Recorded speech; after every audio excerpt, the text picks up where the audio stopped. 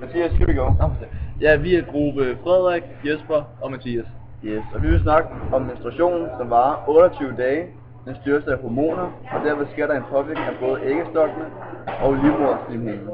Under menstruation stiger FSH-udskillelsen fra hypotalamus, hvilket stimulerer æggestokken til at modne æg i Follikler. Yes. Follikelcellerne producerer østrogen. Østrogen får livmoderslimhinden til at vokse og danne nye blodkar. Østrogen laver positiv feedback på FSH og især LH. Den store mængde af LH får en follikel til at briste, og der sker en ægløsning. Folliklen omdannes til det gule legeme, og det gule legeme stimuleres af LH til at producere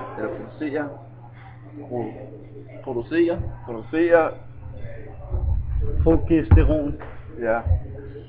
Progesteron påvirker livmoderslimhinden, der bliver svampet og danner mere slim, så den er klar til at modtage et befrugtet æg.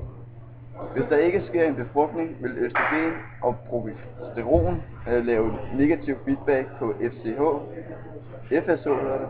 og LH. Derved går det gule legeme til grunde, og livmoderslimhinden afstødes som menstruation.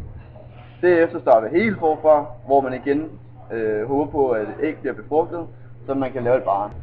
Sådan er det. Godt. Yes, her har vi så en follikel.